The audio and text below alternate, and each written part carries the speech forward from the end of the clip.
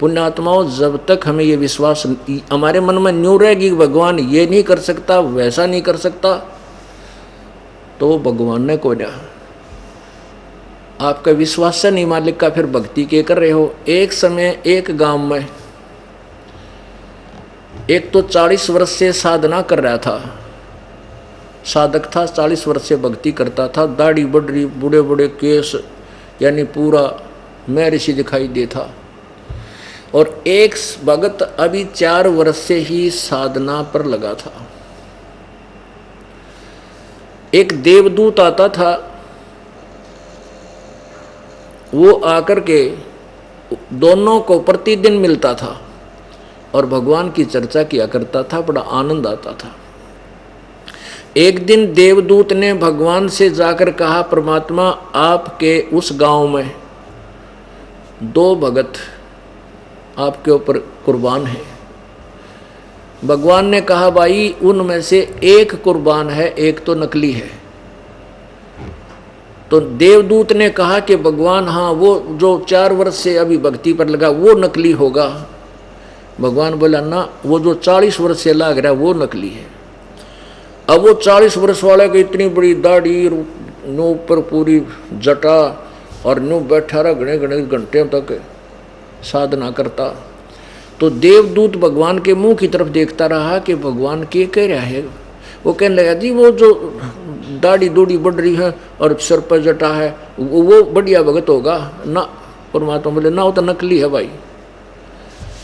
तो परमात्मा ने कहा कि देवदूत, क्या आपको मेरी बात का विश्वास नहीं हुआ? देवदूत कहने लगा, भगवान आपकी बात का विश्वास ना हो ये तो हो ही नहीं सकता, लेकिन मेरी बुद्धि छोटी है, या कैच ना कर इस बात ने कि इतना महापुरुष 40 वर्ष से आपकी भक्ति कर यार वो नकली। तो परमात्मा बोले, अभी परीक्षा कर लेता, बता देता हूँ तेरे को। आज तू जाकर के उनको, किस समय जाता है? अगर 10 बजे, आज तो 2 बजे जाइए। अच्छा जी। और वो देरी होने का कारण पूछें तो उनको बताना ऐसे ऐसे, और फिर उनकी क्या प्रतिक्रिया वो मुझे बताना।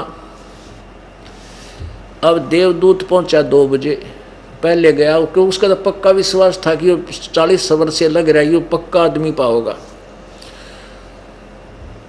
उससे 40 वर्ष वाले भक्त ने पूछा, देवदूत आज इतनी देरी से आने का क्या कारण हुआ?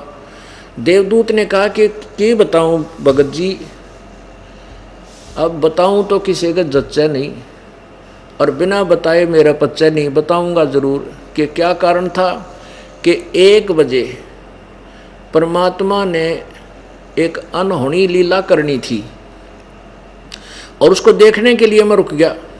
क्या थी वो? कि भगवान ने सुई के उस नाके में का, जिसमें धागा डाला करें, उस सुई के नाके में का हाथी निकाल दिया। अब वो 40 साल वाला जो साधक था वो कहने लगा, देवदूत इसे गपोड़ पेल किसे का जच जा, या कभी हो सकती है? हाथी के सुई के नाके में का हाथी कभी निकल सका है क्यों गपोड़ पेला है? कुछ सोच समझ कर बोला करते हैं। अब देवदूत ने सोचा, रहे सचमुच ही निराय पशु है बता, जो भगवान पर अविश्वास और दाढ़ी बजाए बैठा और आंखें बंद करके रोज ड्रामा करता है। देवदूत कान बोझ के उठ कर चल पड़ा। फिर पहुंचा उस 4 वर्ष वाले के पास। अब उसको ये आशा थी कि 4 वर्ष वाला तो और कच्चा बोलेगा, जब 40 वर्ष वाले की ये वचन है।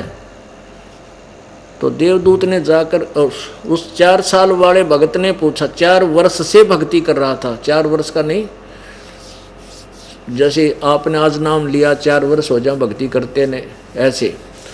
उसके पास उसने भी जाते पूछा, देवदूत बहुत देर से आए, आप आते हो, भगवान की चर्चा करते हैं, मन लगा रहता है, आनंद आता है, आज तो सारा दिन मेरा ऐसे गया जैसे मायूस सा हो गया मैं। अब क्या कारण है देर से आने का, आप समझ तो हैं? उस देवदूत ने कहा, मैं तो समझता हूँ भगत जी, पर परमात्मा ने 1 बजे एक ऐसी अनहोनी करनी थी, उसको देखने के लिए रुक गया। अब उस भक्त ने पूछा कि क्या था वो? कि भाई परमात्मा ने सुई के उस नाके में, जिसमें धागा डाला कर हाथी निकाल दिया, वह चाड़ा पाट दिया। अब वो कहता है देवदूत भगवान काट दे पृथ्वी ने सुई के नाके में, तू हाथी बचाड़ा मान रहा उसका। परमात्मा जो चाहे सो कर सकता है। तो उस देवदूत ने सीने से लगा लिया उस 4 वर्ष से भक्ति कर रहा था उस भगत को कि धन्य तेरे माता पिता को जिससे तेरा जन्म हुआ। अरे जिसने भगवान पे विश्वास है नहीं फिर क्यों डले ढो रहा है, भगवान ये नहीं कर सकता वो नहीं कर सकता, फिर इसे तू भक्ति करेगा। तो परमात्मा के मार्ग में इम्पॉसिबल, परमात्मा की शब्दकोश में डिक्शनरी में इम्पॉसिबल वर्ड नहीं है, वो परमात्मा कबीर जी है और वही हमारे सब दुख निवारण करता है। हमने पूरी श्रद्धा और विश्वास के साथ उसकी भक्ति करनी चाहिए। बोलो सतगुरुदेव। परमपिता परमात्मा सर्व सृष्टि रचनहार कुल के मालिक कबीर देव कबीर साहब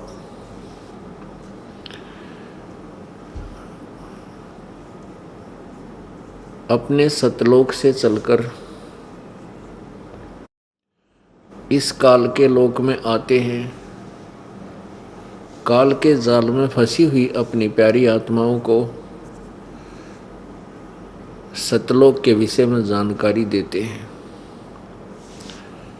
सतलोक वो स्थान है जो कभी नष्ट नहीं होता, जिसके विषय में परमेश्वर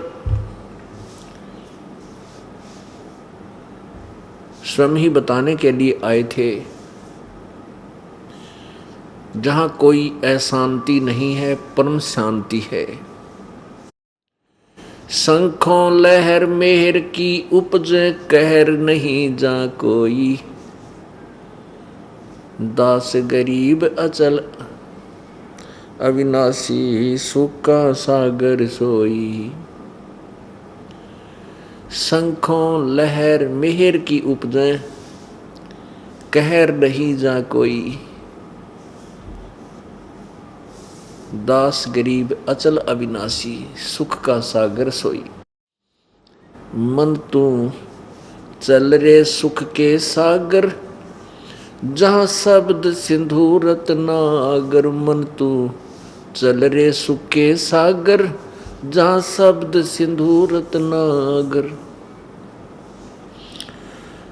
सुख का सागर, सुख सागर अर्थात परम शांति युक्त स्थान, उसको सुख सागर कहते हैं। वो सत्यलोक है, वह शाश्वत स्थान है। गीता जी अध्याय नंबर 18 के श्लोक नंबर 62 में 62 में कहा है, गीता ज्ञान दाता कह रहा है कि अर्जुन तू सर्वभाव से उस परमेश्वर की शरण में जा जिसकी कृपा से तू परम शांति और शाश्वत स्थानम यानी सनातन परम धाम सदा रहने वाले उस लोक अविनाशी लोक में चला जाएगा, जिसे हम सत्यलोक कहते हैं। सत्यलोक माने सदा रहने वाला शाश्वत स्थान। सत्यलोक वो सचखंड, सच्चा खंड, सच्चा स्थान। वहां पर कितना सुख है। शंखों लहर मेहर की उपज कहर नहीं जा कोई। जैसे कभी कभी किसी दिन एक ऐसी हिलोर उठती है हृदय में, कोई भी शत्रु नजर नहीं आता, कोई भी बुरा नजर नहीं आता। किसी ने कितना ही परेशान हमें किया हुआ हो, उसके प्रति भी कोई द्वेष नहीं रहता, सब अपने से लगते हैं। लेकिन वो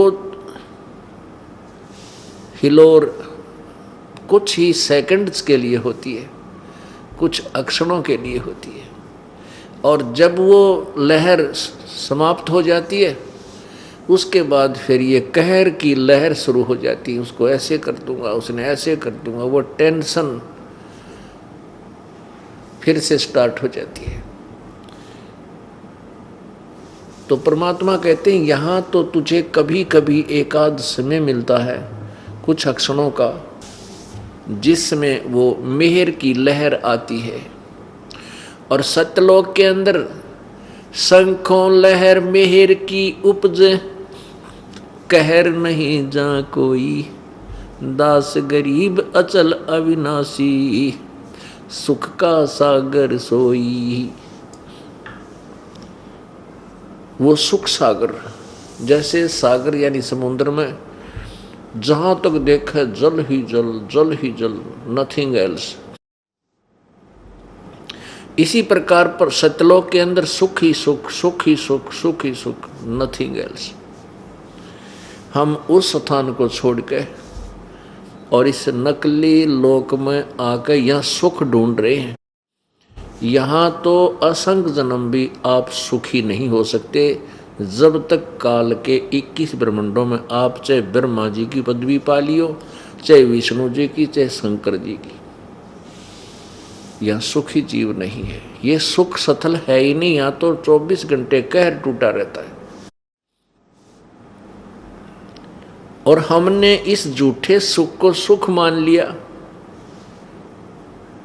हम समझते हैं, निर्धन तो जानता है कि सेठ सुखी, साहूकार सुखी, वो धनी सुखी, और सेठ सोचता है कि राजा लोग सुखी, मंत्री, मुख्यमंत्री, और जो जिस पद पर पहुंच जाता है उसको पता चलता है वो कितना सुखी। फिर राजा सोचता है कि देवता लोग सुखी, देवता लोग समझते हैं कि हमारा राजा इंद्र सुखी, और इंद्र जैसा महादुखी कोई भी नहीं। इंद्र सोचता है कि ब्रह्मा सुखी, विष्णु सुखी या शिव सुखी, और ब्रह्मा विष्णु महेश कितने सुखी, कितना उनको सुख है, उनका इतिहास बताता है। कोई सुखी नहीं। परमात्मा कहते हैं इस 21 ब्रह्मांड में मैंने सबको देख लिया। यहाँ चाहे पृथ्वी पति हो, पूरी पृथ्वी का शासक हो, वो भी सुखी नहीं। यह कोई सुखी होगा तो कबीर परमेश्वर की छत्र छाया में, उसकी ओट में, उसकी शरण में आकर ही होगा, अवश्य होगा। और जब वो सुखी हो जाएगा, फिर एक गलती करता है ये प्राणी, फिर भूल जाता है इस काल के इन कष्टों को, जिसके कारण ये फिर काल के जाल में ही फंसा रह जाता है। इसलिए ज्ञान का होना अति आवश्यक है। हमारे को ज्ञान होना चाहिए जिसमें आपको ये आध्यात्मिक तत्व ज्ञान पूर्ण रूप से हो जाएगा, आपके हृदय में समा जाएगा। उसमें आपके हृदय में क्या आएगा? इंद्र दा राज कागदा बेष्टा। हम तो यहाँ कोई सरपंच बन जावे, चेयरमैन बन जा, क्या बात कही, एमएलए बन जाते काख पीटे, और मंत्री बन जाते कहना है कि, मुख्यमंत्री बन जाते फूला नहीं समावे, और प्रधानमंत्री बन जाते बस क्या बात कही। पुण्यात्माओं, स्वर्ग का राज्य भी उस सतलोक के सुख की तुलना में काग की बीट है।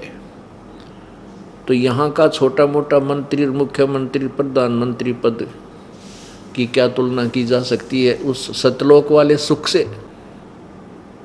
परमेश्वर कबीर जी ने आदरणीय गरीबदास साहिब जी को, आदरणीय धर्मदास साहिब जी को, आदरणीय नानक साहिब जी को, आदरणीय मुल्कदास साहिब जी को, आदरणीय दादू साहिब जी को, आदरणीय घीसा साहिब जी को, आदरणीय रामानंद साहिब जी को, इनको सतलोक से परिचित करवाया, अपनी समर्थता से परिचित करवाया।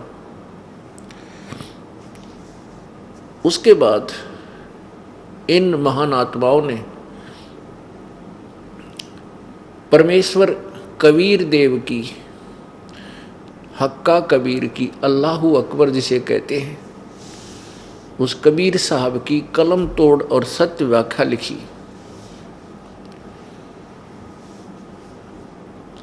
उनके द्वारा प्राप्त ज्ञान से उन्होंने अपनी अमृतवाणी में क्या निर्णय दिया? पुण्यात्माओं, इस जीवन में हमने क्या प्राप्त हुआ? जो 60 वर्ष की आयु पार कर चुके हैं वो जरा सोच कर देखो। आपको जो कुछ मिलना था, जितनी संतान होनी थी, जो संपत्ति मिलनी थी, वो आपके सामने आपका इतिहास है। और आप जी ने कितना मेहनत, कितना कष्ट, कितने दुख उठाए, अब शायद आप भूल चुके होंगे। माँ के पेट में हम कितने दुखी हैं। माँ के पेट में, माँ के गर्भ में जब ये प्राणी होता है, ऊपर को पैर होते हैं, नीचे को सिर होता है, और इसको ऐसी पीड़ा होती है उसके अंदर जैसा माता आहार करती है। अब लवण तो हर एक आइटम में डाला जाता है, रोटी में, नमक में, उस सब्जी में, दही चावल में। तो जैसा भी वो आहार जब करती है, बच्चे के शरीर के ऊपर एक ऐसा लगता है जैसे मच्छर काटते हैं, और बच्चा उस खारिश को समाप्त करने के लिए मचलने लगता है, और वो घूमना शुरू कर देता है, मचलता रहता है। अब यदि वो बच्चा घूमे नहीं तो माँ को महान कष्ट प्रारंभ हो जाता है, और घूमता वो शौक में नहीं है, उसको पीड़ा होती है, और जिस कारण से वो मचलता रहता है, वहाँ महादुखी। कहते हैं पूरे जीवन में कोढ़ लाग जा। कोढ़ी व्यक्ति 100 वर्ष का जीवन जीवे, उसको कितना कष्ट होता है। इतना दुख इस प्राणी को माँ के गर्भ में 9 महीने में होता है, और माँ के पेट में इन तीनों गुणों का प्रभाव नहीं है। रजगुण ब्रह्मा का, सतगुण विष्णु, सप्तम गुण शिव जी की, ये शक्तियां वहां काम नहीं कर रही, जिस कारण से इसको अपने पूर्व जन्मों की याद रहती है कि मैंने कौन कौन से पाप कौन कौन से जन्म में किए थे, जिस कारण से मैं इस गंदे नरक के अंदर अब भोग रहा हूं। माँ के गर्भ में सबसे बड़ा दुख है इस प्राणी को। फिर ये दोनों कान वहीं अपने 100 शुक्र मनाता है, 100 बार कसमें खाता है, ये भगवान अब के इस नरक से निकाल दो, मैं आपकी सत्य भक्ति करूंगा, परम संत की खोज करूंगा, और उसके पश्चात उनके बताए अनुसार सत्य साधना करूंगा, आजीवन मर्यादा में रहूंगा, अपना जन्म मृत्यु का रोग कटाऊंगा। जो ही वो माँ के पेट से बाहर आता है, बाहर आते ही तीनों गुणों का एकदम 3 इंजेक्शन लग जाते हैं। ये अचेत हो जाता है, इसको पता नहीं तू कौन है, कहाँ से आया है। इस प्राणी की आत्मा के ऊपर एक ऐसा पर्दा डल जाता है, इसको नए सिरे से समझाना पड़ता है। ये तेरा चाचा है, या तेरी चाची, या तेरी माँ, या तेरी बुआ, या फूफा, या मामा, ये माता, ये पिता, ये दादी, ये तेरा अंकल, फिर कैक है, ये सब कुछ इसको नए सिरे से पढ़ाना पड़ता है। और उस वास्तविक उद्देश्य को ये भूल जाता जिसके लिए मनुष्य जीवन प्राप्त हुआ था। ये अंधेरा फिर कबीर परमेश्वर आकर के अपनी प्यारी आत्मा को फिर समझाते हैं, अंधेरा हटाते हैं, अज्ञान अंधेरा। अब कितना दुखी, बच्चे को पालने में लौटा दिया, डाल दिया, और ऊपर सर्दी है, ऊपर गर्म कपड़ा या तो कंबल 2-3 तय करके उसके ऊपर डाल देते हैं, और बच्चे के नीचे कोई जो है ना चींटी काट गई, बच्चा रो रहा है, तो माँ आती है, सोचती है बच्चे को ठंड लगती है, एक छोटा सा जो है ना कोई और कपड़ा और डाल देगी, और ऊपर पेट पे सो जा सो जा सो जा, और वो लड़ रही उसके चिट्ठी काट रही है, उसको पता नहीं, वो फिर भी रो रहा है। पेट में दर्द है, माँ सोचा ये भूखा है, और पकड़ कर मुँह ले पी। पहले तो क्या इतना निपल नापल होगी, ना पियो तो पकड़ कर नू गिरा कर, वो पेट में दर्द है और दूना दूध पिला जा रहा है। अब कितना कष्ट इस प्राणी को, कहाँ से शुरू होता है। फिर कभी दांत निकलते हैं तो परेशानी, और उसके बाद ये थोड़ा सा बड़ा होता है, फिर ओले स्कूल को तैयार, विद्यालय में जा, इतना बड़ा बैग और 15 बुक और 5-6 टाइम का, चल बेटा बेटी। अब ठीक है, 10-15 वर्ष फिर वो खिंचाता नहीं, कोई सफल हो कोई असफल हो, फिर मान लीजिए कहीं कोई नौकरी भी मिल गई, एक पेट के लिए सारा दिन कोई कहीं भटक रहा है, कोई कितना भटक रहा है। बालक हो गए, कोई जीवित रहे कोई मर गए, खुशी हो, जीवित जब पैदा हुए खुशी मनाई, मर गए टक्कर मार मार कर रोए। परमेश्वर का यथार्थ ज्ञान, तत्व ज्ञान ना होने से, आध्यात्मिक ज्ञान से अपरिचित होने के कारण हम केवल आजीवन पेट भरने के धंधे में ही लगे रहते हैं, और जो मिलना होता है वही मिलता है जो हमारे प्रारब्ध में लिखा हुआ होता है। उससे एक अंश भी, एक नया पैसा भी कम बत्ती आपका नहीं हो सकता। आपको जो संतान मिलनी थी वो पूर्व निर्धारित, उस संतान ने आपके साथ के बर्ताव करना वो पूर्व निर्धारित, जो कुछ भी आपके साथ होना था पूर्व निर्धारित है, उसको प्रारब्ध बोलते हैं। और इस प्रारब्ध में परिवर्तन केवल कबीर परमेश्वर, जिसको जुल्हा धानक कहा करते थे, जो काशी में आकर 120 वर्ष तक एक जनसाधारण की भूमिका करके, तत्वदर्शी संत की भूमिका करके, एक यथार्थ यानी सत्य भगत की भूमिका करके सशरीर आए थे, सशरीर चले गए थे। केवल वही इसमें परिवर्तन कर सकते हैं। मासा घटे न चल बधे, वेदना लिखे जो लेख, सच्चा सतगुरु मेट कर ऊपर मार दे मेख। पुण्यात्माओं, फिर बुढ़ापा आ गया, वृद्धावस्था, कभी जाड़ पड़वानी, को आंख बनवानी, चल तो चक्कर आवे, शरीर डगमग हो, कदे बीपी आई, कदे लोग शुगर बढ़ गई, यानी 36 परेशानियां इस प्राणी के ऊपर आ जाती हैं। और मान लीजिए कोई अच्छा पिछला पुण्यकर्मी प्राणी है, उसके पास अच्छी व्यवस्था है, कार भी है, कोठी भी है, लेकिन शारीरिक और मानसिक परेशानी ज्यों की त्यों रखी उसके ऊपर, पारिवारिक समस्या या कोई अन्य कोई दुख उसके जान का झाड़ बना हुआ होता है। तो प्यारी आत्मा,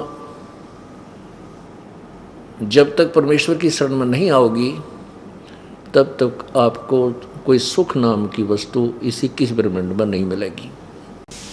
इसलिए परमेश्वर कबीर जी कहते हैं कि तन दर सुखिया कोई न देखा, जो देखा सो दुखिया हो, उदय अस्त की बात करे मन सबका किया विवेका हो। घाटे बाधे सब जग दुखिया के घर ही बैरागी हो। और सुखदेव ने दुख के डर में, सुखदेव ने दुख के डर से गर्भ में माया त्यागी हो। जंगम दुखिया योगी दुखिया तपस्वी को दुख दूना हो। आशा तृष्णा सबको व्यापे, कोई मैल ना सुनना हो। परमेश्वर कबीर जी कहते हैं, साच कहूं तो जग नहीं माने, झूठ कही ना जाई हो। ये ब्रह्मा विष्णु शिव जी दुखिया जिन ये राह चलाई हो। सोरपति दुखिया भूपति दुखिया, रंक दुखी बपरीती हो। सुरपति दुखिया भूपति दुखिया, रंक दुखी बपरीती हो। कहे कबीर और सब दुखिया, एक संत सुखी मन जीती हो। संत सुखी मन जीती हो। तंदर सुखिया कोई न देखा, जो देखा सो दुखिया हो। उदय अस्त की बात करते हैं, मन सबका किया विवेक का हो, सबका किया विवेक का हो। कहते हैं ब्रह्मा विष्णु शिव जी दुखिया, जिन ये राह चलाई हो, जिन्होंने इस काल के साजबाज को चला रखा है। ज्योति निरंजन ब्रह्म का ये उत्पत्ति स्थिति और संहार करके जो आहार तैयार किया जाता है, ये तीनों प्रधान देवता माने जाते हैं और ये तीनों महादुखी। देवी पुराण, श्रीमद् देवी पुराण, पहला सकंद, पृष्ठ 28 पे भगवान विष्णु स्वयं कहते हैं कि मैं तो ज्यादातर तप करके तप में लगा रहता हूँ और राक्षसों के साथ युद्ध करता हूँ, उनको मारता हूँ, और कभी कोई सुख, थोड़ा बहुत सुख का सांस मिलता है तब की तो लक्ष्मी के साथ कुछ समय व्यतीत कर पाता हूँ। बता फिर विष्णु दुखी, विष्णु के पुजारी कहाँ कैसे सुखी होंगे। एक देखिए थोड़ी सी झलक, क्योंकि ये सत्संग एक ऐसा सामूहिक शिक्षा स्थल है, इसमें विद्यार्थी बदलते रहते हैं, श्रोता बदलते रहते हैं, नए भक्त भी आते हैं, पुराने भक्त भी होते हैं। पुराने भक्तों के लिए तो वैसे गदगद होती है, क्योंकि उनको ज्ञान है कि ये ज्ञान यज्ञ का फल हमें मिल रहा है और अपनी आत्मा के उत्थान का आपको स्वयं पता लगता रहेगा। जैसे हमारी आत्मा पाप कर्मों से ग्रस्त है और पाप कर्मों से ग्रस्त हो जाने के कारण हमारे ऊपर एक ऐसा जबर चढ़ा हुआ है कि हमने परमात्मा की महिमा की बात, परमात्मा की चर्चा अच्छी नहीं लगती, और रागनी सुन ला, फिल्मी गाने सुन ले, कितने को गप्पे मारता वो गप्पे सुन ले, ताश खेल ले, और किसी की निंदा चुगली वाह कर ले, चाहे 3-3 घंटे करवा ले। परमात्मा की चर्चा करते ही क्या तो मन में होगी, चल चलते हैं, या कुछ और समस्या मन में आ जाएगी, अच्छी नहीं लगती। क्यों नहीं लगती हमारे को, उस व्यक्ति को परमात्मा की चर्चा अच्छी क्यों नहीं लगती? जिस प्रकार तुलसी पिछले पाप से हरि चर्चा ना भावे, जैसे जवर के बेगते भाई भूख बेदा हो जावे। किसी को बुखार हो, जवर हो जावे, ताप चढ़ जा, उस व्यक्ति को ना तो रोटी अच्छी लगे और ना ही उसको काजू किस्मत से सब सेब संतरे ये कोई चीज़ अच्छी नहीं लगती, कति कड़वी लगती है नीम के तुल। न तो रोटी कड़वी, ना मनुखा दाग कड़वी, ना सेब संतरे कड़वे। उस जवर ने शरीर की व्यवस्था इतनी बिगाड़ दी कि मीठी स्वादिष्ट वस्तु भी उसे कड़वी लगती है। तो उसका ट्रीटमेंट क्या है? उसका उपचार ये है कि कड़वी गोली खानी पड़ेंगी, कुनीन जैसी।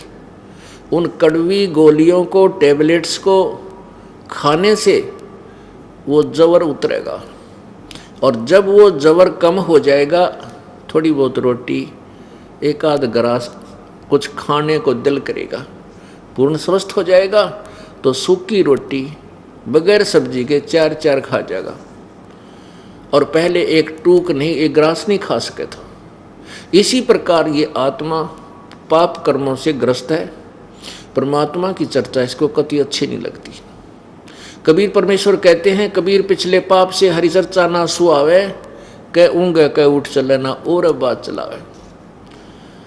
सत्संग के अंदर प्राणी जब आ जाता है, किसी भाई बहन के समझाने से, प्रार्थना करने से, कहा जाए तो आप सत्संग तो सुन लो, चलो उपदेश मत लेना, तेरी इच्छा हो तो ले लेना, ज्ञान तो सुन लो, तो वो प्रथम बार आता है तो उसने या तो नींद आवेगी, लट के लेने लग जाएगा, कोई वो साथी कहेगा अरे बात सुन दे कितनी अच्छी अमृत वर्षण लग रहा, फिर वो कुछ और चर्चा शुरू कर देगा, अपना कोई कह मैं तेनू काम था वहाँ से जाना था, फिर दूसरे भक्त उसको टोकेंगे, भाई हमने तो ज्ञान सुन दे, बोल रहे मैं थे, तो उठ कर चल पड़ेगा।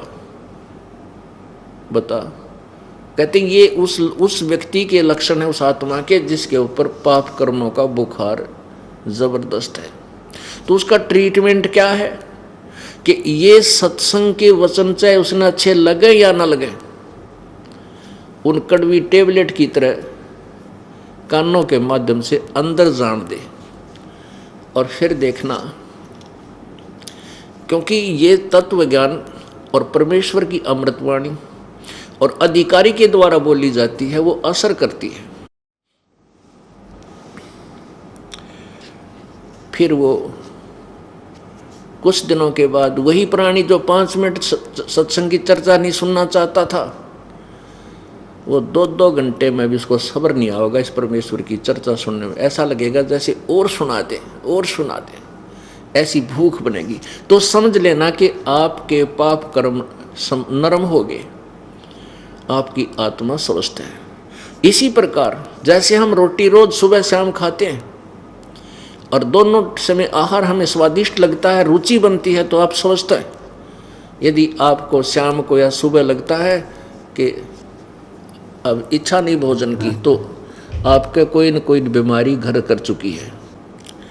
ठीक इसी प्रकार परमात्मा की चर्चा, पुण्यात्मा रोटी वही होती है सुबह शाम, थोड़ी बहुत सब्जी में फेरबदल हो सकता है, और दोनों समय उतनी ही रुचिकर लगती हैं, आप स्वस्थ हो। ठीक इसी प्रकार यही कथाएं, यही ज्ञान प्रत्येक सत्संग में सुनाया जाता है, और प्रत्येक सत्संग में और प्रत्येक समय में प्रत्येक बार आपको इतना ही अच्छा लगता है, तो आप स्वस्थ हैं, आपके पाप कर्म आप पर दबाव नहीं दे रहे। और आपको ये लगता है ये कथा तो मैंने पिछली बार भी सुनी थी, गुरुजी ये 2-4 कथा सुनाते हैं, कथा तो मैं 1000 सुना दूंगा, लेकिन कुछ ऐसा ज्ञान होता है जो आपके रह कर आपके अंदर फीड करना, ताकि वो पुराना रंग आपसे हट जाए और आपको प्रत्येक बार वो अच्छी लगती है, गदगद आत्मा होती है। तो समझो आपकी भक्ति सुचारू चल रही है और आपके ऊपर कोई पाप कर्म का दबाव नहीं है। तो पुराने भक्त आत्मा तो ऐसे आनंदित होंगे, उनका स्वभाव बन जाएगा बार बार यही ज्ञान सुनने को, आत्मा तर हो जाएगी। और नए भक्त को नए सिरे से उसके ऊपर एक नया रंग चढ़ेगा। अब आपको दिखाते हैं कि भगवान विष्णु जी कितने सुखी। ये देखिएगा श्री देवी पुराण, श्रीमद् देवी भागवत, ये है श्रीमद् देवी भागवत,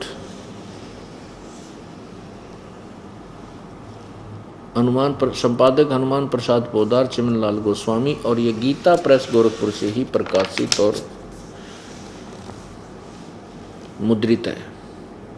प्रकाशक एवं मुद्रक गीता प्रेस गोरखपुर, गोविंद भवन कार्यालय, कलकत्ता का संस्थान। इसके पृष्ठ 28 पे, ये पृष्ठ 28 और ये पहला सकंद। इसको ज़्यादा ना दिखा करके थोड़ा सा दिखाता हूँ। नारद जी ने कहा, महाभाग व्यास जी, तुम इस विषय में जो पूछ रहे हो ठीक यही प्रश्न मेरे पिताजी ने भगवान श्री हरि से किया था, विष्णु जी से। देवाधिदेव भगवान जगत के स्वामी हैं। लक्ष्मी जी उनकी सेवा में उपस्थित रहती हैं। दिव्य कौसुमणी उनकी शोभा बढ़ा रही होती है। वे शंख चक्र गदा पीतंबर धारण करते, 4 बजे ऐसे जगत प्रभु श्री हरि महान तप कर रहे थे, उनकी समाधि लगी थी। यह देखकर मेरे पिता ब्रह्मा जी ने बड़ा आश्चर्य हुआ। ब्रह्मा जी ने पूछा, प्रभु आप देवताओं के अध्यक्ष, जगत के स्वामी, भूत भविष्य आदि के जानने वाले हैं, भगवान फिर आप क्यों तपस्या कर रहे हो और किस देवता की आराधना में ध्यान मगन हो? मुझे असीम आश्चर्य तो ये हो रहा है कि आप देवेश्वर एवं सारे संसार के शासक होते हुए भी समाधि लगाए बैठे हैं। ब्रह्मा जी के विनीत वचन सुनकर भगवान श्री हरि उनसे कहने लगे, ब्राह्मण सावधान होकर सुनो, मैं अपने मन का विचार व्यक्त करता हूँ। मैं सदा तप करने में लगा रहता हूँ, उस शक्ति के शासन से कभी मुक्त नहीं रह सकता।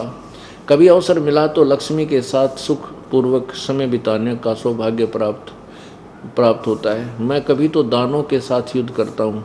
अखिल जगत को भय पहुँचाने वाले दैत्यों के विकराल शरीरों को शांत करना मेरा परम कर्तव्य हो जाता है। और क्या बताओ, अपना ज्ञान कितना है भगवान विष्णु में? क्या बताते हैं, मुझे सब प्रकार से शक्ति के अधीन यानी दुर्गा के अधीन होकर रहना पड़ता है। उन्हीं भगवती शक्ति का मैं निरंतर ध्यान किया करता हूँ, उसकी पूजा करता हूँ, दुर्गा की। और ब्रह्मा जी, मेरी जानकारी में इन भगवती शक्ति से बढ़कर दूसरे कोई देवता नहीं। एक तो ये ज्ञान पता लग गया भगवान विष्णु कितने विद्वान हैं। ये कहें मैं तो दुर्गा तो ऊपर कोई भगवान नहीं मानता। और इसके 562 पृष्ठ पर दुर्गा कहती है कि ब्रह्म की पूजा करनी चाहिए, वह पूजा के योग्य है और वो ब्रह्मलोक में रहता है।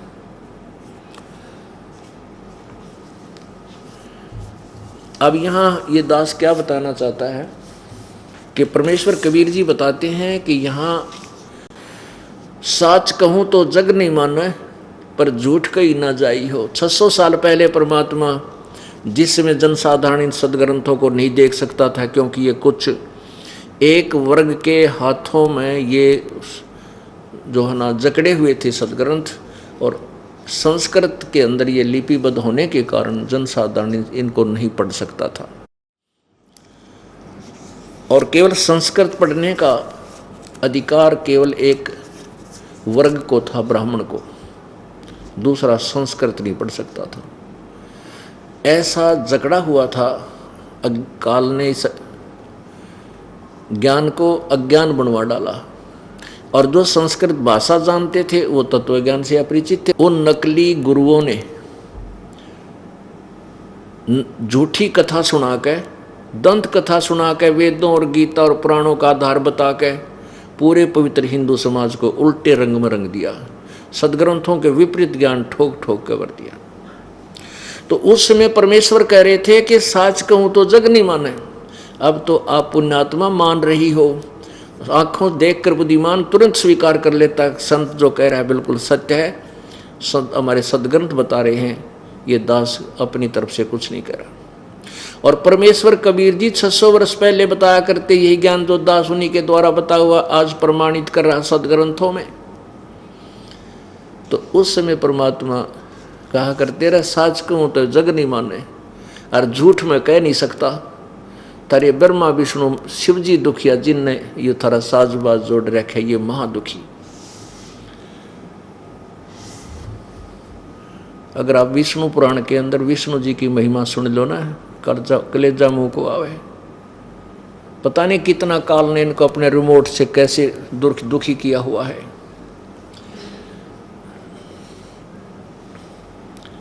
एक बार कहते हैं विष्णु जी राक्षसों के साथ युद्ध करके आया, कोई 1000 वर्ष तक युद्ध किया, फिर थक कर बैठ गया और धनुष के ऊपर गर्दन रख कर नो लटके लिए था, नींद लिए था, विश्राम करे था। उस धनुष की प्रत्यंचा को, डोरी को कीड़े ने काट दिया, और वो इतनी तेजी से वो धनुष का जो डंडा था सीधा हो गया, और विष्णु की गर्दन कट कर पता नहीं कहाँ समुद्र में पड़ी। फिर उसके घोड़े की गर्दन लाई। बताइए, दुर्गति इन भगवाना की हो रही है, इन्हीं के इतिहास में लिखा। तो यहाँ परमात्मा कहते हैं कि साच कहूँ तो जग नहीं माने, और झूठ में कहूँ को नहीं, क्योंकि आए सत्य कहने के लिए थे भगवान तो। और कहते हैं ये तेरे ब्रह्मा विष्णु शिव जी दुखिया, जिनने ये राह चलाई हो, और तुम इनकी पूजा करके सुख की इंतजार करते हो। तुम अज्ञान से परिपूर्ण हो पुण्यात्माओं, परमेश्वर कहा करते थे। तो उस समय इन नकली गुरुओं का, नकली झूठे तथाकथित महर्षियों का दाव लगा रहा कि कबीर तो अशिक्षित है, वो संस्कृत नहीं जानता है, ये झूठा है, कहीं वेदों में नहीं लिखा ब्रह्मा विष्णु महेश के माता पिता हैं, इनकी मृत्यु और जन्म होता है। परमात्मा कहते रुक जाओ, तुमने बताऊं तगा। अब उस समय वो इसलिए ये ज्ञान बोल कर गए थे कि इस पीढ़ी का युग पक्का दस जगह कबीर भगवान था, कि कबीर परमेश्वर थे हमारे पर के हृदय में जच गया कि जो जिसको अनपढ़ कहा करते वो ज्ञान वेदों और गीता वाला पहले बता कर गए हमारे को। वो गॉड हैं, वो परमात्मा हैं, थे और हैं और रहेंगे। हम अपने मूल मालिक को भूल के इन नासवान भगवानों के ऊपर आश्रित हो गए, जिसके कारण हमारी क्या दुर्गति रही।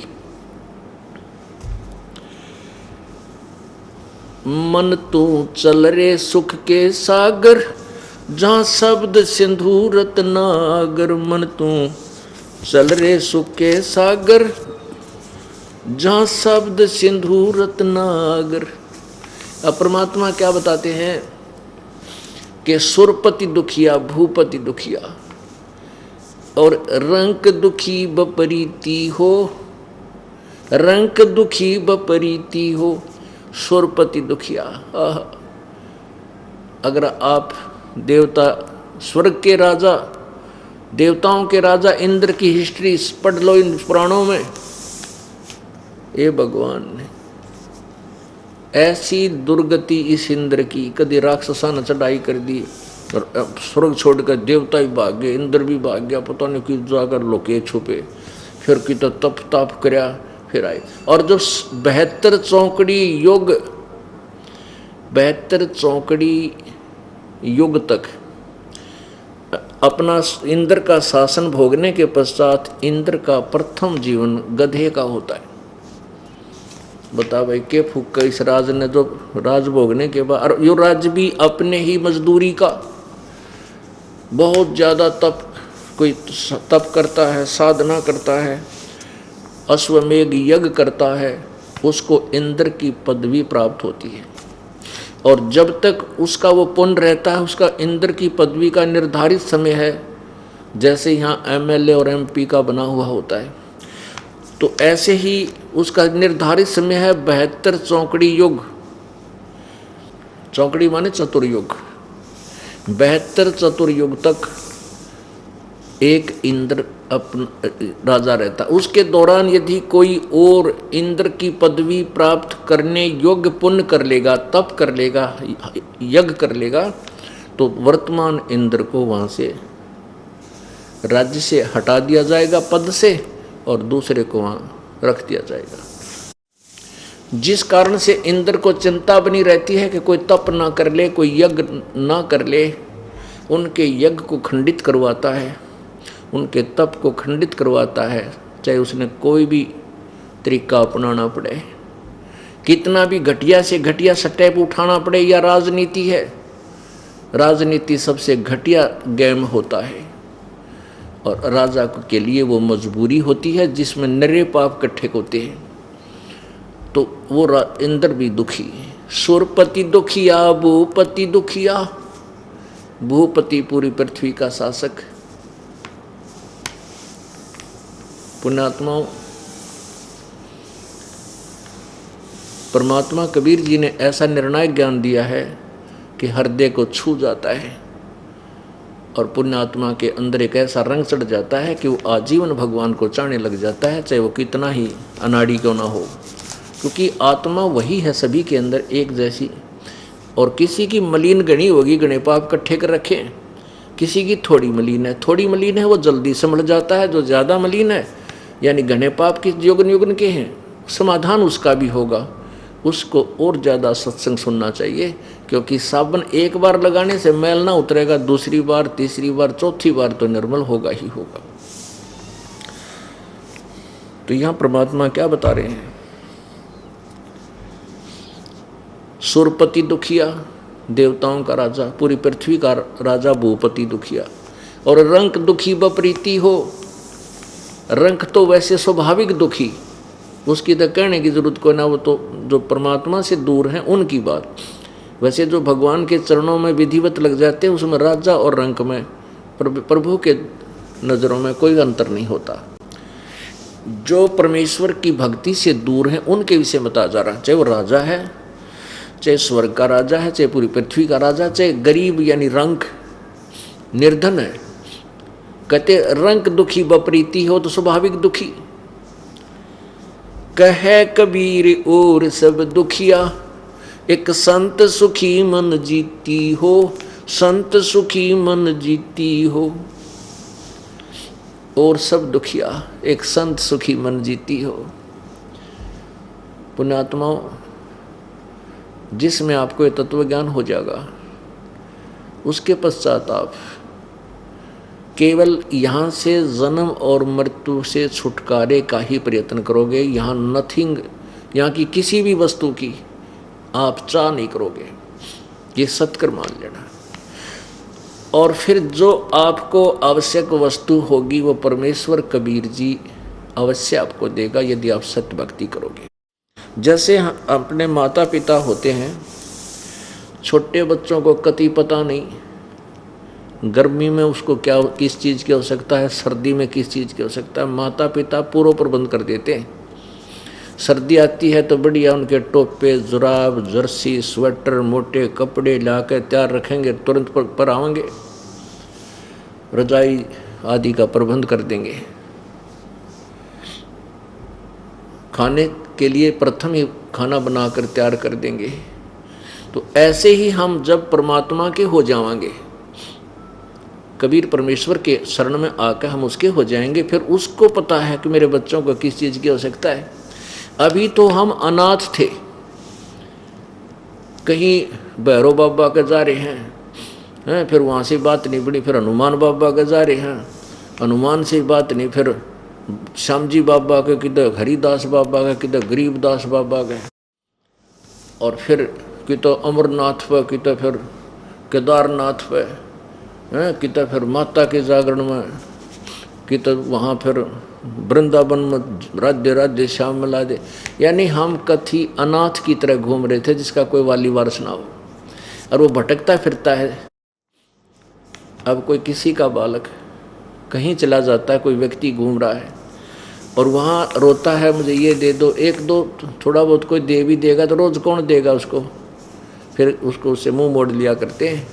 तो ऐसे ही हम अपने कबीर परमेश्वर से बिछुड़कर हम इन तमाम अंग्रेजों जो हमारे हैं नहीं, हम अपने माता पिता के पास, फिर वो बच्चा आ जाता है, सीने से लगाता है वो माता पिता और उसको सारी सुविधा देते हैं, आहार देते समय पर उसको फिर सुख मिलता है।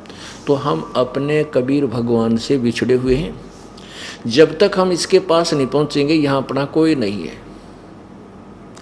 यहाँ अपना ना माता है, ना पिता है, ना भाई है, ना बहन है, ना रिश्तेदार, ना पति, ना पत्नी। क्योंकि ये तो हमारा एक दूसरे का संस्कार उलझा हुआ है।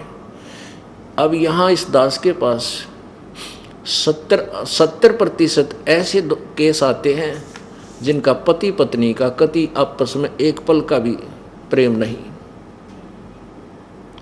और पुण्यात्माओं, सतयुग त्रेता द्वापर में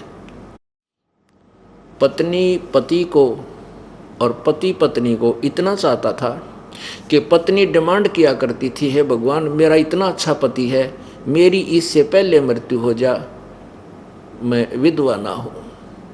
और ईब शराब पीवे, आंधे कुट्टे, बुंडा बोले, वरण पता नहीं के कुक्रम तारे दे शराबी।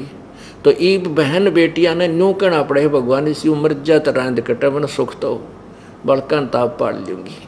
तो ऐसी समस्या क्यों आ गई? हम विकारों से ग्रस्त हो गए, परमात्मा से दूर हो गए। अब जब हम परमेश्वर कबीर जी की शरण में सच्ची श्रद्धा से आ जाएंगे, पूरे परिवार में परिवर्तन कर देगा। परमात्मा ने के लागे बुद्धि बदलते हैं, ऐसा झटका देगा। उस शराबी सपने में भी नाचा हो शराब को, नु हाथ करा जो भी डर लगेगा उसको। तो परमात्मा सब कुछ कर सकता है। सच्चे दिल से, सच्ची आत्मा से हम लगे, फिर धीरे धीरे सब समाज का जो ना सुधार बन जाएगा, परिवार का पूरा समाधान बन जाएगा। तो हम अपने पिता से दूर हो गए और हम उनसे मांग रहे हैं जो हमें कद्दे भी ना दें। रिश्तेदार पड़ोसी कितने दिन दे सकता है? एक दिन रोटी दे देगा, दूसरे दिन मुंह मोड़ देगा, इसका तो रोज का काम हो गया। और अपने घर पर आप रोज खाओ, खुश होकर बनावेंगे और प्यार से आपको खिलाया जाएगा। तो ऐसे ही हम अपने मूल मालिक, अपने मूल पिता को बोलकर अन्य के सामने घूम रहे हैं, वो हमें कुछ नहीं दे पा रहे। जब तक हमारे शुभ संस्कार अच्छे हैं, वो चल रहे हैं, तब तक तो हमारे पास कार भी है, कोठी भी है, नौकरी भी है, धंधा व्यवसाय भी बढ़िया है, क्योंकि पिछला पुण्य है। और जिस समय वो पुण्य क्षीण हो जाएगा, फिर पाप कर्मों का दौर शुरू होगा, फिर उस अफलातून के साथ के बीतेगी, उसका जी जानेगा। इसलिए हमने पहले ही ऐसा समाधान बना लेना चाहिए, परमेश्वर कबीर जी के चरणों में आ जाना चाहिए। हमारे पुण्य है वो तो अच्छी बात है, लेकिन पाप भी तब भोगने पड़ेंगे, वो कब आवेंगे ये नहीं मालूम, कब आ जाएंगे। और जब कबीर परमेश्वर की शरण में आ जाएंगे, वो पापों को कैंसिल कर देगा, वो दुखों को नहीं आने देगा। तो परमात्मा क्या बताते हैं कि सुरपति दुखिया, भूपति दुखिया, रंग दुखी बपरीती हो, कह कबीर और सब दुखिया, एक संत सुखी मन जीती हो, संत सुखी मन जीती हो। अब मन जीती संत कौन है?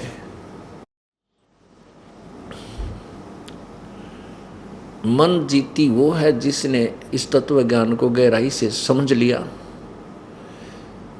वो फिर जो परमात्मा देगा उसी में संतोष करेगा।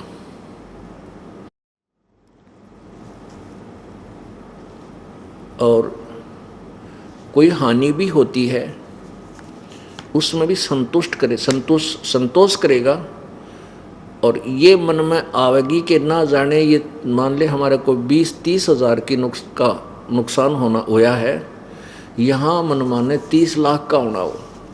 और यही समझ लेना पुण्यात्माओं, सूली की सजा कबीर परमेश्वर के चरणों में आने के बाद अगर आपके मस्तिष्क में भाग्य में मृत्यु है तो कांटे में टल जाएगी, एक टांग टूट कर जान बच जाएगी आपकी। तो संत वो होगा जो भगवान के राज्य में, रजा में राजी रहेगा। गीता जी अध्याय नंबर 7 के श्लोक 29 में गीता ज्ञान दाता कहता है कि मैं जो ज्ञान तुम्हें दे रहा हूं, क्या दे रहा है कि 4 अध्याय के 4 और 5 और 9 श्लोक में कहता है, अर्जुन तेरे और मेरे बहुत जन्म हो चुके हैं, तू नहीं जानता मैं जानता हूँ, मेरे जन्म अलौकिक है। दूसरे अध्याय के 12वें श्लोक में कहता है कि अर्जुन तू और मैं और ये राजा लोग पहले भी थे, आगे भी होंगे। ये मत सोच के हम वर्तमान में हैं, पहले भी थे, आगे भी हमारा जन्म होगा। गीता जी अध्याय नंबर 2 के श्लोक 17 में कहा कि अविनाशी तो उसको जान जिसको मारने में कोई समर्थ नहीं है, और जिस परमेश्वर से सारे ब्रह्मांडों की यानी पूरे विश्व की रचना की गई है। गीता ज्ञान दाता कहता है 4 अध्याय के 25 से लेकर 30 तक में श्लोक में कि अर्जुन कोई तो ऐसी साधना करता है, कोई ऐसी साधना करता है, कोई देवताओं की पूजा करता है, कोई यज्ञ करता है, केवल हवन आदि यज्ञ करके ही अपने, तो सभी अपनी साधनाओं को कर्म नाशक जानते हैं, पाप नाशक जानकर कर रहे हैं। लेकिन उसी बहुत प्रकार के यज्ञ, बहुत प्रकार की भक्ति विधि परमात्मा सच्चिदानंद घन की वाणी में यानी कबीर वाणी में, परमेश्वर की वाणी में, उनके द्वारा बोले गए, उनके मुखारविंद से बोले गए उस तत्व ज्ञान में बहुत विस्तार से लिखी है, वो तत्व ज्ञान है। गीता जी अध्याय नंबर 4 के श्लोक 32 में ऐसा लिखा है कि वो विस्तार से लिखी है परमात्मा के मुख से उच्चारित उस तत्व ज्ञान में। 4 अध्याय के 34वें श्लोक में कहा कि उस तत्व ज्ञान को तो किसी तत्वदर्शी संतों के पास जाकर सुन, उनको दंडोत प्रणाम करने से, कपट छोड़कर उनकी सेवा करने से वो तत्वदर्शी संत तुझे उस तत्व ज्ञान परमात्म तत्व का पूर्ण परमेश्वर के विषय में जानकारी देंगे, फिर वो जैसे कहें ऐसे कर। तो 7वें अध्याय के 29वें श्लोक में गीता ज्ञान दाता कहता है कि मैं तुझे जो ज्ञान दे रहा हूँ इसके आश्रित हो गए, और जो तत्वदर्शी संत की खोज कर लेता है उसके पश्चात वो तत्ब्रह्म को जान लेता है, संपूर्ण आध्यात्मिक ज्ञान और सभी कर्मों को, किसे कर्म करने से क्या फल मिलता है उनसे परिचित हो जाता है। उसके पश्चात वो व्यक्ति केवल जरा मरण मोक्ष के लिए ही प्रयत्न करता है, नथिंग एल्स। वो यहाँ संसार की किसी वस्तु की डिमांड नहीं करता। वो तो यहाँ जरा जरा कहते हैं बुढ़ापे ने। इस जीव के ऊपर बुढ़ापा सबसे बड़ा कहर है, और मरण दूसरा कहर मृत्यु।